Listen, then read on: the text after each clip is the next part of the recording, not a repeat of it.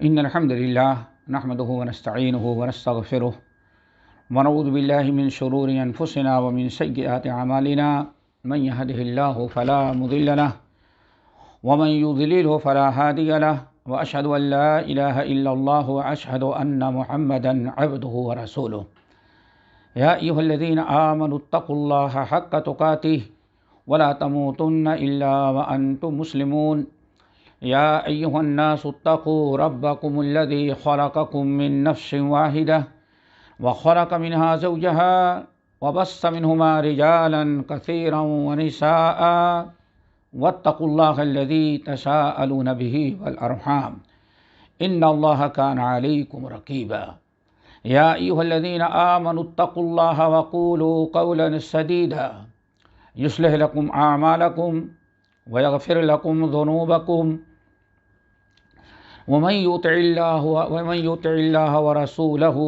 فقد فاز فوزا عظيما أما بعد فإن خير الحديث كتاب الله وخير الهدي هدي محمد صلى الله عليه وسلم وشر الأمور محدثاتها وكل محدثة بدعة وكل بدعة ضلالة وكل ضلالة في النار فأعوذ بالله من الشيطان الرجيم بسم الله الرحمن الرحيم والصابرين في البأساء والضراء وحين البأس أولئك الذين صدقوا وأولئك هم المتقون۔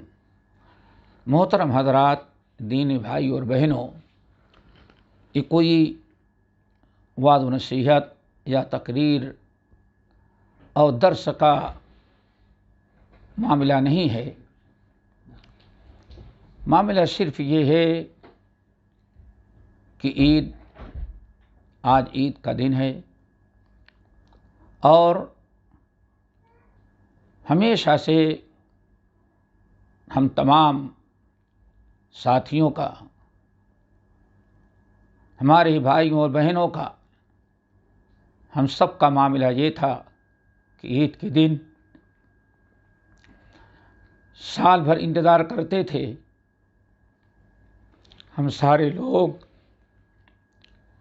عیدگاہ میں اکٹھا ہوتے تھے اور عیدگاہ میں ایک تو سب سے ملاقات ہوتی،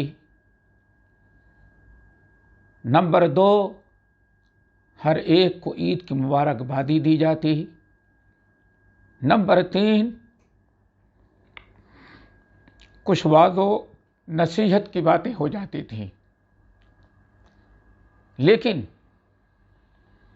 آج کا دن جو آج عید ہم اور آپ منا رہے ہیں، تقریباً ان ساری چیزوں سے ہم سب کے سب محروم ہیں۔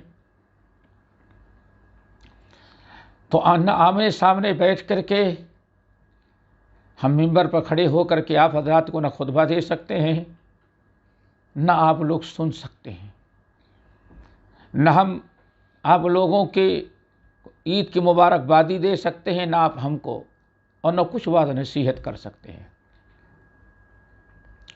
بہرحال عید ہماری خوشی کا دن ہے۔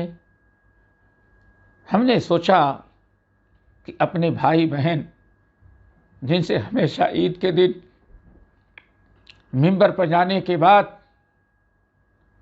ہزاروں اور لاکھوں آدمی خطبے میں عید میں جو آتے تھے، سب کا دیدار ہوتا، سب سے ملاقات ہوتی، سب کے چہروں پر مسکراہٹ رہتی۔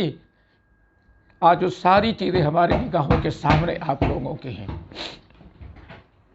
لیکن ہم اور آپ ایمان والے ہیں۔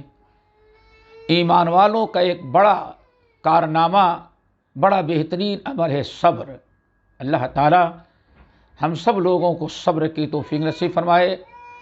والصابرین فی البأساء والضراء وحین البأس اولئک الذین صدقوا واولئک هم المتقون۔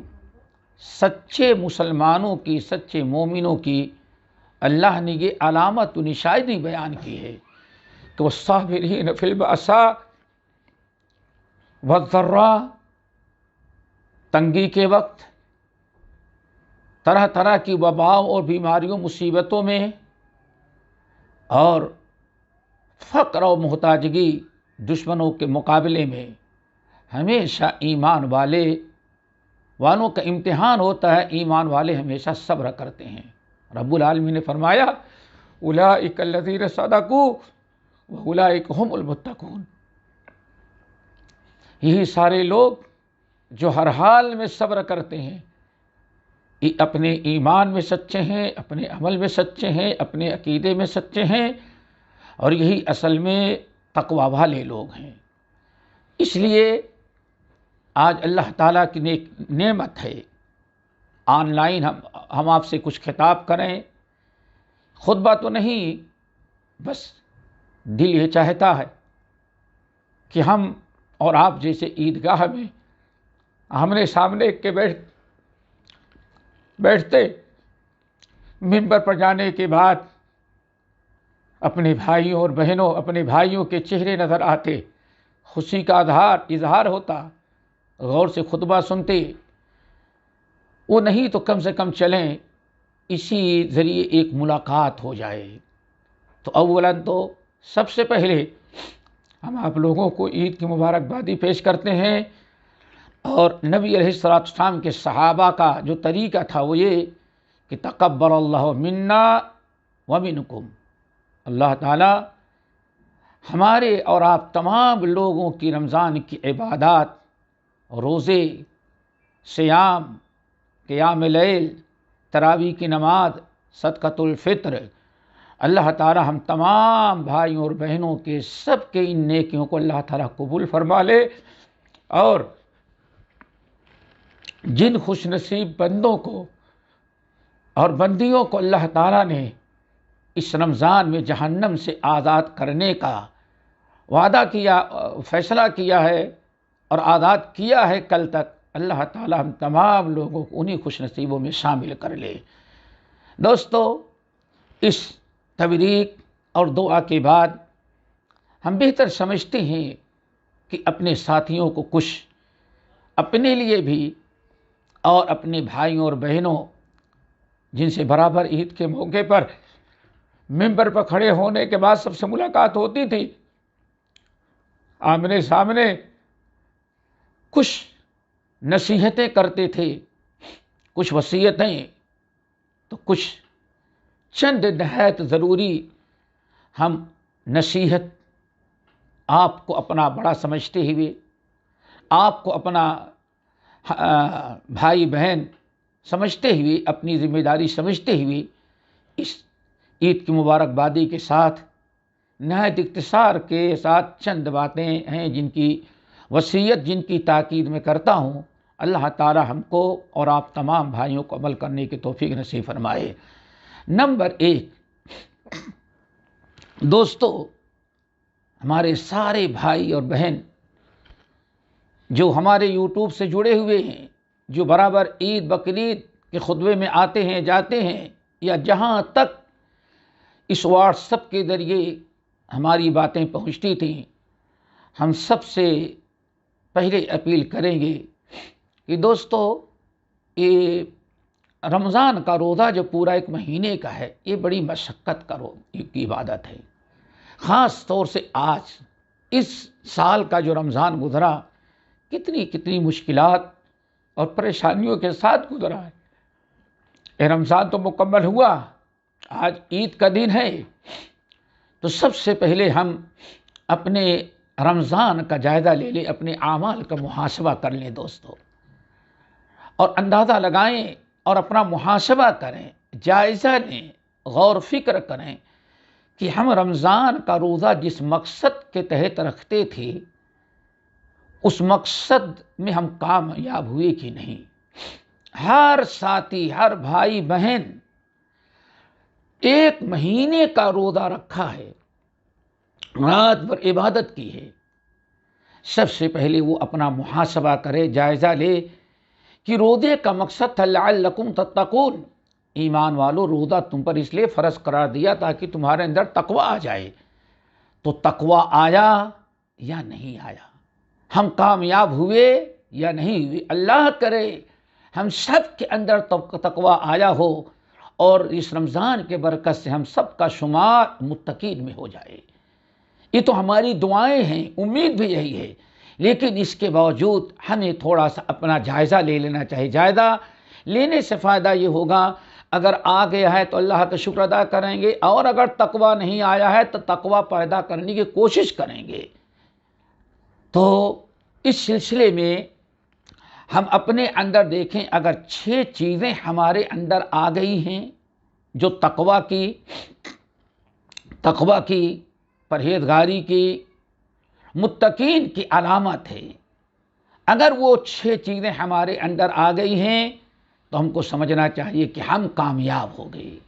رمضان کا روزہ رکھ کر کے لعلکم تتقون، جس مقصد کے لیے روزہ فرض قرار دیا تھا، الحمدللہ ہم سارے لوگ اس میں کامیاب ہو گئے۔ وہ علامات بہت ہیں، لیکن ہم نے 6 رکھی ہیں، صرف اختصار کے ساتھ آپ کے سامنے پیش کرتے ہیں۔ رب العالمین نے ارشاد فرمایا، وَسَارِعُوا إِلَىٰ مَغْفِرَةٍ مِّن رَّبِّكُمْ، اس صورت آل عمران کی آیت، وَسَارِعُوا إِلَىٰ مَغْفِرَةٍ مِّن رَّبِّكُمْ وَجَنَّةٍ عَرْضُهَا السَّمَاوَاتُ وَالْأَرْضُ أُعِدَّتْ لِلْمُتَّقِينَ، ایمان والو تم اللہ تعالیٰ کی مغفرت اور بخشش کی طرف جلدی کرو، اس جنت کو حاصل کرنے کے لیے جس جنت کی لمبائی چوڑائی 7 آسمانوں و زمینوں کے برابر ہے، اور یہ جنت متقین کے لیے تیار کی گئی، جن کے اندر تقویٰ آتا ہے ان کو متقین کہا جاتا ہے۔ پھر اللہ نے متقین کی 6 علامات بیان کی۔ نمبر 1، الذین ينفقون فی السراء والضراء، متقی کی تقویٰ کی سب سے پہلی علامت یہ ہے کہ ہر حال میں، خوشحالی میں، پریشانی میں، غریبی میں، امیری میں، دکھ میں، درد میں، ہر وقت وہ اللہ تعالیٰ کے راہ میں کچھ نہ کچھ خرچ کرتے رہتے۔ کیوں؟ ان کو معلوم ہے کہ جہنم سے بچنے کا سب سے بڑا ذریعہ اللہ تعالیٰ کے راہ میں صدقہ کرنا ہے۔ تو الانفاق فی سبیل اللہ، اللہ تعالیٰ کی راہ میں صدقہ کرنا، یہ اگر ہماری عادت بن گئی ہے تو سمجھ جاؤ کہ ہاں ہمارے اندر تقویٰ آ گیا، چونکہ تقویٰ کی پہلی علامت ہمارے اندر یہ ہے۔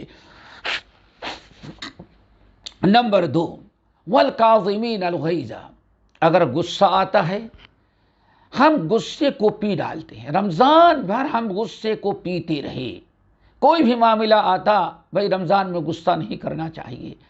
دوستو اپنے حالات کا، معاملات کا جائزہ لو، اگر ہمارے اندر غصہ پینے کا جذبہ رمضان کے بعد بھی موجود ہے تو سمجھ جاؤ کہ تقویٰ ہمارے اندر آیا، ہم کامیاب ہو گئے۔ نمبر 3، والعافین عن الناس، اللہ فرماتے ہیں متقین وہ ہوتے ہیں، تقویٰ والے، وہ کبھی لوگوں سے بدلہ نہیں لیتے، انتقام نہیں لیتے، ہمیشہ اپنے اوپر ظلم کرنے والوں کو معاف کر دیتے ہیں، درگزر کر دیتے ہیں۔ اسی لیے دنیا میں سب سے زیادہ تقویٰ پیارے نبی محمد صلی اللہ علیہ وسلم کے اندر تھا۔ اللہ کے رسول نے ارشاد فرمایا کہ حضرت عائشہ فرماتی ہیں کہ اللہ کے رسول نے زندگی میں کبھی انتقام اور کسی سے بدلہ نہیں لیا۔ جس کے اندر جتنا تقویٰ زیادہ ہوگا وہ اتنا ہی بدلہ لینے سے بچے گا، لوگوں سے انتقام نہیں لے گا، لیکن لوگوں کو معاف کرے گا۔ نمبر 4، واللہ یحب المحسنین، احسان کرنا۔ دوستو رمضان میں جیسے ہم لوگوں کے ساتھ احسان کر رہے تھے، ہمارے بھائی اور بہنوں، اگر رمضان کے بعد بھی ہم اللہ تعالیٰ کے مخلوق کے ساتھ، غریبوں، مسکینوں، محتاجوں کے ساتھ ہم احسان کر رہے ہیں تو سمجھ جاؤ کہ واقعی ہمارے اندر تقویٰ آ گیا ہے۔ نمبر 5، والذین اذا فعلوا فاحشۃ او ظلموا انفسهم ذکروا اللہ، گناہوں سے تو بچتے ہیں تقویٰ والے، لیکن اگر کبھی شیطان یا نفس امارہ ان کے اوپر غالب آیا اور ان سے کوئی گناہ ہو جاتا ہے تو فوراً اللہ تعالیٰ کا ڈر پیدا ہوتا ہے، وہ توبہ استغفار کر لیتے، کبھی گناہوں پر اطمینان کر کے بیٹھتے نہیں، ہمیشہ گناہ ہوتا ہے تو ان کے دل میں اللہ تعالیٰ کا خوف، ڈر، عذاب قبر، عذاب نار فوری طور پر توبہ استغفار کر لیتے ہیں۔ نمبر 6 وَلَمْ يُصِرُّوا عَلَى مَا فَعَلُوا وَهُمْ يَعْلَمُونَ۔ تقویٰ کی 5چھٹی نشانی یہ ہے کہ انسان کبھی گناہوں پر ڈٹا نہیں رہتا، قائم نہیں رہتا۔ کبھی ان سے جب بھی کوئی غلطی ہوتی ہے اور انہیں معلوم ہو جائے کہ ہاں رب نے اس کو حرام قرار دیا ہے، تو فوری طور پر وہ اللہ تعالیٰ کے سامنے روتے ہیں، گڑ گڑاتے ہیں، گناہوں اور برائیوں پر وہ اڑے نہیں رہتے۔ ایک انسان اگر رمضان کے پہلے سال بھر گناہ کرتا رہا، کبھی احساس نہیں، اب رمضان میں وہ گناہ چھوڑ دیا تھا، رمضان کے بعد بھی اگر وہ برائیاں ہم چھوڑے ہوئے ہیں اور ان برائیوں کے چھوڑنے پر ہم ڈٹے اور قائم ہیں، تو سمجھ جاؤ دوستو کہ ہمارے اندر تقویٰ آ گیا ہے۔ یہ 6 باتیں ہیں، ان کی روشنی میں سب سے پہلے ہم میں سے ہر بھائی بہن اپنے اعمال کا جائزہ لیں کہ رمضان کے مہینے میں ہم نے جس مقصد کے لیے روزہ رکھا تھا، اس روزے میں ہم کامیاب ہوئے یا کامیاب نہیں ہوئے۔ نمبر 2 دوسری چیز ہے اللہ رب العالمین کی شکر گزاری کرنا۔ دوستو کوشش کریں کہ اللہ رب العالمین نے ہمیں جو انعامات و نعمتیں دیں ان پر ہم اللہ تعالیٰ کا شکر ادا کریں۔ اسی لیے آج ہم عید کی نماز پڑھتے ہیں، عیدگاہ میں جو ہم سارے ساتھی ہر سال آتے تھے اور باقاعدہ اکٹھا ہوتے تھے، یہ قسم کی شکر گزاری تھی۔ اللہ رب العالمین نے رمضان کا روزہ جب پورا ہو جائے 30 اور 29 تو ہمیں شکر گزاری کا حکم دیا، وَلِتُكَبِّرُوا اللَّهَ عَلَى مَا هَدَاكُمْ وَلَعَلَّكُمْ تَشْكُرُونَ۔ لوگوں، ہم نے رمضان کا روزہ فرض کیا، یہ سارے مسائل بیان کی تاکہ تم رمضان کا روزہ رکھو، اور جب رمضان ختم ہو جائے، عید کا چاند نکل آئے، تو خوب کثرت سے اللہ تعالیٰ کا ذکر کرو، تکبیر و تحلیل، اللہ تعالیٰ کی کبریائی بڑائی بیان کرو، اور پھر اس کے ساتھ ساتھ وَلَعَلَّكُمْ تَشْكُرُونَ، تم اللہ تعالیٰ کا شکر ادا کرو۔ کہ اللہ تعالیٰ کا شکر ادا کریں کہ کئی نعمت۔ نمبر 1 وَلِتُكَبِّرُوا اللَّهَ عَلَى مَا هَدَاكُمْ، اللہ نے ہم پر کتنا کرم کیا۔ نمبر 1 دوستو ہم کو مسلمان بنایا۔ نمبر 2 مسلمان بنانے کے بعد ہم کو اس نے اپنی عبادت اور اطاعت کی توفیق دی۔ نمبر 3 اللہ اکبر، اتنا مشکل گرمی کا، بڑے دن کا، 1 مہینے کا روزہ، اللہ رب العالمین تیسرا فضل و کرم یہ کہ ہمیں اس مشقت والے دنوں میں بھی روزہ رکھنے کی توفیق نصیب فرمائی، اور اس بات پر بھی کہ اللہ تعالیٰ نے صحت دیا۔ ماہ رمضان میں صحت و تندرستی کے ساتھ اللہ رب العالمین نے ہمیں رمضان بھر روزہ رکھنے اور راتوں میں قیام کرنے، تلاوت قرآن کے اللہ نے توفیق دی ہے۔ ہم اس پر اللہ تعالیٰ کا شکر ادا کریں۔ اسی طرح سے آج اس سال کا رمضان جہاں انسان سہما ہوا ہے، ڈرا ہوا ہے، ایک انسان دوسرے انسان کے سامنے کھڑے ہونے کے لیے تیار نہیں، اور کتنے لوگ بیمار ہیں، ہاسپٹل بھر چکے ہیں، بڑے بڑے خیمے مریضوں کے لیے لگائے جا رہے ہیں۔ اللہ ہمارے تمام مسلمان مریض بھائیوں کو صحت دے۔ لیکن دوستو ہم کو اور آپ کو اللہ نے اس مشکل اور وبا اور آفت اور مصیبت اور بیماری، کرونا جہاں دنیا کے اندر پھیلا ہوا ہے، اللہ نے اس موقع پر بھی ہم کو اور آپ کو صحت اور عافیت کے ساتھ رکھ کر کے روزہ رکھنے کی توفیق دی ہے۔ اس لیے ہمیں چاہیے کہ اللہ تعالیٰ کا شکر ادا کریں عمل کے ذریعے، اور اللہ تعالیٰ کے بہت بڑا شکر یہ ہے کہ ہم آئندہ بھی اپنے آپ کو گناہوں اور برائیوں سے روک رکھیں، ہمیشہ ہم اپنے آپ کو دین اور شریعت کا پابند بنائیں۔ یہ اللہ تعالیٰ کی شکر گزاری ہے۔ عید کی نماز تو پڑھ رہے ہیں، جیسے رمضان میں آپ اللہ تعالیٰ کی عبادت کرتے تھے، رمضان کے بعد بھی اللہ رب العالمین کی عبادت کی کوشش کریں۔ نمبر 3 دوستو، اب ہم اپنے تمام بھائیوں اور بہنوں سے اپیل کرتے ہیں، ان کو وصیت اور نصیحت کرتے ہیں کہ بڑی محنت کی عبادت کی ہے ہم نے، اور آپ نے بڑی محنت کی عبادت کی ہے۔ روزہ رکھا، ہم نے روزہ رکھا، قیام کیا، بہت ساری مشکلات اٹھائیں، بیماریوں میں سب چیزیں کی، تو میرے بھائیوں ان نیکیوں کی حفاظت ہونی چاہیے۔ جو نیکیاں ہم نے کیا ہے کوشش کریں کہ وہ نیکیاں ہماری باقی رہ جائیں، ہماری نیکیاں قیامت کے دن ہمارے کام آئیں۔ اللہ رب العالمین نے سورۃ النحل کے اندر فرمایا وَلَا تَكُونُوا كَالَّتِي نَقَضَتْ غَزْلَهَا مِن بَعْدِ قُوَّةٍ أَنْكَاثًا۔ اے مسلمانوں، تم نیکی کرنے کے بعد اپنی نیکیوں کی حفاظت کرو، تم اس عورت کے مانند نہ ہو جاؤ، اس عورت کے مانند نہ ہو جاؤ جو محنت کر کے دھاگا تیار کرتی تھی پھر دھاگے کو کھول کر کے برباد کر دیتی تھی۔ کہا جاتا ہے ایک پاگل عورت تھی مکے میں، وہ عورت دن بھر چرخا چلا کر کے دھاگا تیار کرتی، جب دھاگا تیار ہو جاتا تو اس کو بیچنے کے لیے نہیں جاتی تھی، اس سے آمدنی نہیں بلکہ پھر بیٹھ کر کے دھاگے اس کے الگ کرتی تھی۔ اللہ نے فرمایا مومنو خبردار، تم عبادت کر کے اس عورت کی طرح اپنے اعمال کو برباد کرنے والے نہ بن جاؤ۔ اعمال کیسے برباد ہوتے ہیں؟ نمبر 1، اگر ہم نے حقوق اللہ ادا نہ کیا تو ہماری نیکیاں ممکن ہے قیامت کے دن ہم نے کسی کو مارا ہے، کسی کو گالی دی ہے، کسی کا حق دبایا ہے، کسی کی غیبت و چغلی کی ہے، کسی کا خون کیا ہے، تو قیامت کے دن ہماری نیکیاں اس کو اٹھا کے دے دی گئی۔ نیکی ہماری ہے لیکن ہم اس سے فائدہ نہیں اٹھا پا رہے ہیں۔ اور نمبر 2، انسان بہت سارے محرمات ایسے کرتا ہے، ایسے گناہ جس سے انسان کی ساری نیکیاں برباد کر دی جاتی ہیں۔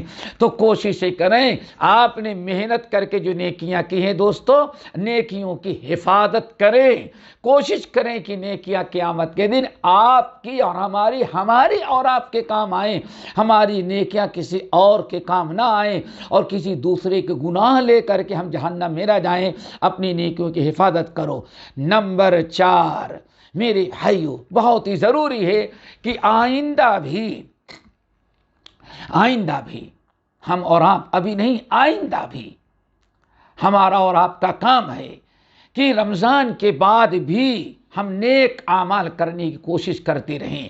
جتنی نیکیاں ہم رمضان میں کر رہے تھے دوستو، وہ تہجد کے تراویح کی نماز سے سال بھر تہجد کی نماز پڑھتے رہیں، رمضان کا روزہ ختم ہو گیا نفلی روزے رکھتے رہیں، زیادہ سے زیادہ جیسے رمضان میں نیک اعمال کرتے تھے نیک اعمال کرتے رہیں۔ دوستو اگر آپ سال بھر زندگی بھر برابر نیکیاں کرتے رہیں تو بڑی وبائیں، بڑی آفتیں آپ کی ٹل جاتی ہیں، مصیبتیں ختم ہو جاتی ہیں، بہت بڑے بڑے آپ کے مشکلات حل ہو جاتے ہیں، آپ کی دعائیں قبول ہوتی ہیں۔ لیکن انسان رمضان میں عبادت کر لیا اور سال بھر اللہ تعالیٰ کو بھول گیا، چھوڑ دیا، پھر ایسے انسان کو اللہ تعالیٰ دنیا میں ایسے انسان کو پریشان ہونا ہی پڑتا ہے۔ لیکن اگر انسان اپنی زندگی کا ایک حصہ بنا لے کہ ہاں زندگی بھر ہمیں نیک کام کرنا ہے، رمضان میں بھی کرنا ہے، رمضان کے بعد بھی ہمیں نیکیاں کرنی ہے، تو انشاءاللہ ہماری ساری بلائیں، ساری آفتیں، ساری مشکلات دور ہو جائیں گی، ہماری تنگی، ہماری ہر قسم کی پریشانی ختم ہو جائے گی۔ اللہ رب العالمین نے قرآن پاک کے اندر بڑی بہترین ایک مثال دی ہے حضرت زکریا علیہ السلام کی۔ دوستو اگر ہم رمضان کے بعد بھی نیک کام کرتے رہیں، زندگی بھر نیک کام کرتے رہیں، رمضان میں نیک بن جائیں اور رمضان کے بعد شیطان بن جائیں، اللہ کو یہ پسند نہیں ہے۔ آپ رمضان میں بھی اللہ کے نیک بندے بنے ہیں، کوشش کرو بھائی اور بہنوں رمضان کے بعد بھی اچھے ہی بندے اللہ کے بنے رہیں، اللہ کے محبوب بندے بنے رہیں۔ رمضان کے بعد بھی ذرا دیکھیں، اللہ تعالیٰ نے حضرت زکریا کو جب بڑا کیا، جوان ہوئے، شادی کی، بچے نہیں ہو رہے تھے، بڑی تمنا اولاد کی تھی، اور تمنا اس لیے کہ اللہ ایک بیٹا دے دے تاکہ میرے جیسا وہ نبی بنے، اللہ نبی بنے، ہمارا وارث بنے۔ کتنی اچھی تمنا تھی، لیکن اللہ اولاد نہیں دے رہا تھا۔ میاں بیوی برابر دعا کرتے رہے، بلکہ آخری عمر میں حضرت زکریا چپکے دعا کرتے تاکہ کوئی سن نہ لے کہ یہ بوڑھا اولاد مانگ رہا ہے، بیٹا مانگ رہا ہے، کہیں ایسا نہ ہو کہیں کہ بوڑھا کیا ہو گیا۔ چپکے دعا، اتنا دار بہو ندا ان خفیہ، چپکے چپکے دعا کر رہے تھے. آخرکار اللہ رب العالمین کے ہاں ہر چیز کا ایک وقت مقرر ہے. وہ وقت آیا کہ ابراہیم اس زکریا علیہ السلام کی دعا کو اللہ تعالیٰ قبول کرے. اللہ نے دعا قبول کی. اور کیسے قبول کیا؟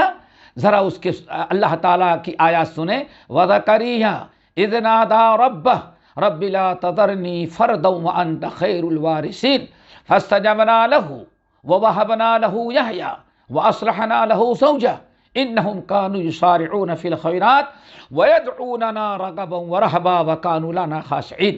اللہ فرماتے ہیں میرے مسلمان بندو، ذرا اپنی عبرت و نصیحت کے لیے، سبق حاصل کرنے کے لیے ہمارے نبی زکریا کو یاد کرو.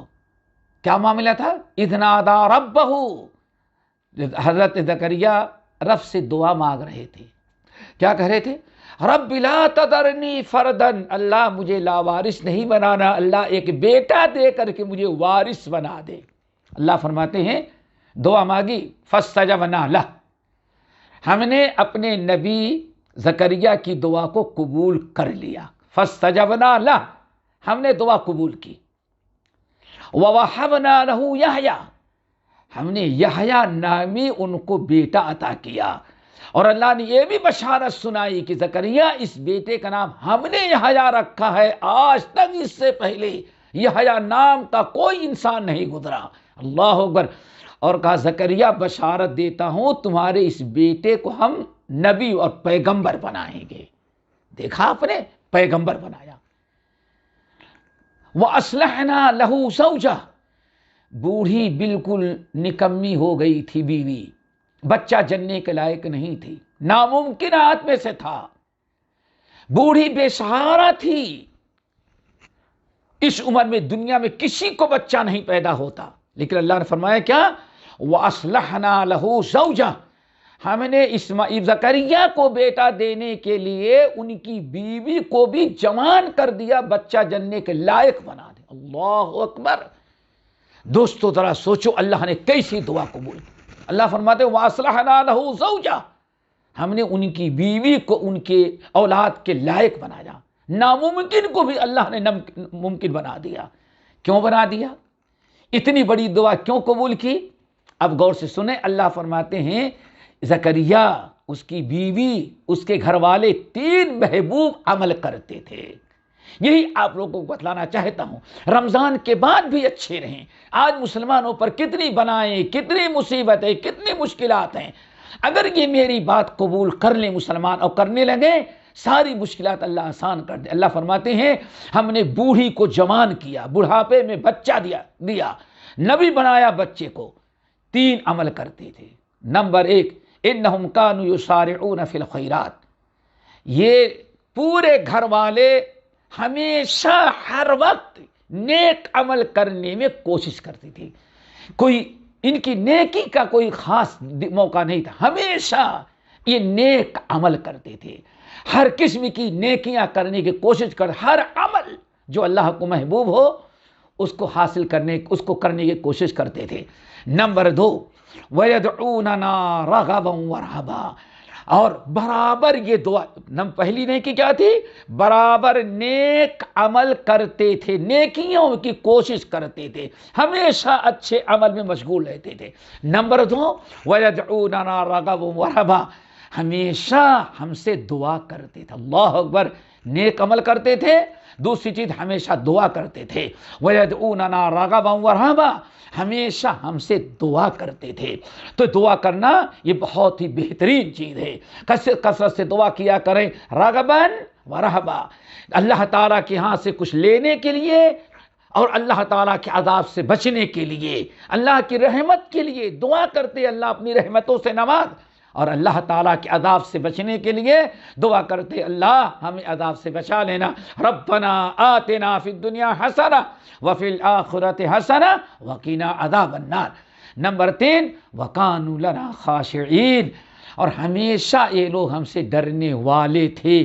تواضع ان کے ساری، ہر وقت یہ پورے خاندان کے لوگ ہماری اطاعت و فرما برداری کرنے کے لیے تیار رہتے تھے. دوستو ذرا دیکھو، اللہ فرمائے یہ 3 عمل یہ کرتے تھے، اس کی برکت سے ہم نے ان کی دعاؤں کو قبول کیا اور ان کی پریشانی کو دور کر دیا. تو آج ہم مسلمان انفرادی طور سے لے کر کے اعلیٰ درجے تک کے مسلمان کو دیکھو، ہر قسم کی پریشانی مبتلا ہے. تو دوستو، بھائیوں اور بہنوں، کوشش کرو کہ رمضان کے بعد بھی نیک بنے رہیں، تاکہ رمضان میں جو رحمتوں کا دروازہ کھلا ہے، آئندہ بھی رحمتوں کا دروازہ کھلا رہے. یہ ہم نے چند باتیں کہی. آخر میں ایک بات اور آپ حضرات کی وصیت اور تاکید کر دیتے ہیں. اللہ تعالی ہم سب کو عمل کی توفیق نصیب فرمائے. دوستو، آج موجودہ حالات، آج کی عید جو ہے، آج کی عید جو ہے، موجودہ حالات میں آج کی جو عید ہم اور آپ گزار رہے ہیں، شاید کہ ہم میں اور آپ میں سے کسی نے ایسی عید ابھی نہیں گزاری رہی ہوگی. رمضان کا مہینہ جو آیا ہے وہ صبر کا مہینہ ہے. دوستو، صبر کا مہینہ ہے. روزے کا ایک عظیم ترین مقصد صبر ہے. اللہ نے ماہ رمضان کے ایک نام شہر الصبر رکھا ہے. کہ رمضان جو ہمیں اللہ نے نصیب کیا، اس وبا، اس آفت، اس بلا کے دور میں آیا، انہی مہینوں میں آیا جہاں بلا دنیا کے اندر چھائی ہوئی ہے. یہ رمضان جو پیغام لے کر کے آتا ہے ہمارے بھائیوں بہنوں، صبر کا. اللہ تعالیٰ سے صبر کی دعا کرو، اللہ تعالیٰ ہم سب کو صبر کرنے والا بنائے. حدیث کے اندر آتا ہے، دیکھو یہ آج کی عید، یہ امسال کا رمضان، ہم نے کہا صبر و تحمل کی ضرورت ہے. دوستو، اس میں کوئی شک نہیں کہ آج کی عیدوں میں، پہلی کی عیدوں میں بڑا فرق نظر آ رہا ہے. کتنے خوشی سے نہا دھل کر کے صبح نکلتے، ہم میں سے ہر انسان اہل و عیال کے ساتھ عیدگاہ جاتا. کئی دن تک عید کا ایک ماحول رہتا تھا. خوشیوں کی لہر امیر غریب کے ہاں رہتی تھی. لیکن آج اس وبا کی وجہ سے ہمیں احتیاطی طور پر بہت ساری چیزوں سے بچنا ہے، اور شریعت نے ہمیں اپنے تحفظ کا حکم دیا. ان تحفظات کی بنا پر آج وہ عید ہم اور آپ نہیں منا پا رہے جیسے پہلے باہر جا کر کے مناتے رہے. آپ کو شاید کم ہو، واللہ ہمارے بھائیوں، ہمارے دل کو، میں جانتا ہوں کہ مجھے کتنا غم ہے. یہ عید ہمیں کتنا احساس ہو رہا ہے کس کمی کا. آپ کو شاید کم ہوگا، ہم کو زیادہ. 50 سال تقریباً پورے ہو رہے ہیں. 1-2 سال نہیں، 50 سال پورے لگاتار مسلسل 50 سال ہو گئے. ہر عید بقرعید عید کے ممبر پر میرا رہتا تھا. چند عید نہیں، ہم کو بھی تکلیف ہے، صدمہ ہے، بڑا احساس ہے. سوچ کر کے انسان پریشان ہو جاتا ہے. آپ ذرا بتائیں، اپنے دل سے سوچیں، 50 سال تک سے مسلسل بلا ناگا عید اور بقرعید جو ہم آپ کے سامنے ممبر پر کھڑے ہوتے رہے. کتنے ایسے ہوں گے کہ شاید ان کے دادا کے سامنے سے ہم کھڑے ہو رہے ہیں. ذرا ہمارے دل سے پوچھیں کتنی تکلیف ہوتی، یہ کتنا احساس ہوتا ہے، یہ کتنے دکھ کی بات ہے، دل کتنا دکھتا ہے. لیکن ایمان کا تقاضا ہے دوستو، ایمان کا تقاضا ہے کہ ہم سارے ساتھی ہر طرح سے صبر ضبط کے ساتھ عید کو عید منائیں گے. عید کو ماتم نہیں بنائیں گے، خوشی کا دن رکھیں گے، افسوس کا دن نہیں بنائیں گے، خوشیاں منائیں گے. بس فرق اتنا ہوگا کہ یہاں عیدگاہ نہیں جا رہے ہیں تو اپنے گھر کے اندر. اللہ رب العالمین نے فرمایا، قرآن پاک کی آیت ہمارے مسلمان بھائیوں، ہمیں سمجھتے ہیں کہ میں کہتا ہوں میرے دل سے پوچھو کہ 50 سال کے بعد ایک ایسا دن بھی ہمیں دیکھنا پڑا کہ ہم اپنے گھر میں مصلی بچھا کر کے عید کی نماز پڑھیں. لیکن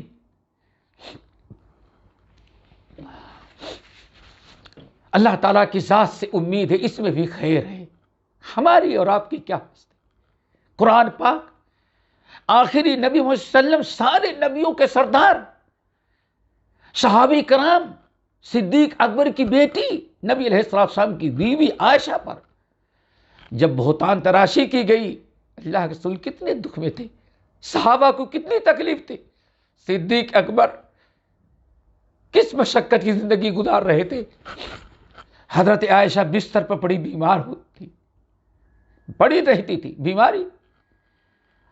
مسلمانوں، شاید کی بہت بڑی آفت اور مصیبت تھی، لیکن اللہ نے فرمایا اے مسلمانوں لا تحسبوه شر لکم، بظاہر تمہیں تکلیف ہو رہی ہے، لیکن یہ جو حضرت عائشہ کے ساتھ ہوا ہے، الزام لگایا گیا ہے اور ساری مدینے کی گلیوں گلیوں میں عائشہ کو بدنام کرنے کی کوشش کی جا رہی ہے، اللہ نے فرمایا مسلمانوں خبردار، لا تحسبوا شر لکم، اس کو تم اپنے لیے شر نہ سمجھو، اللہ اکبر، بل ہوا خیر لکم، بلکہ تمہارے حق میں خیر ہے، تمہارے حق میں بہتر ہے۔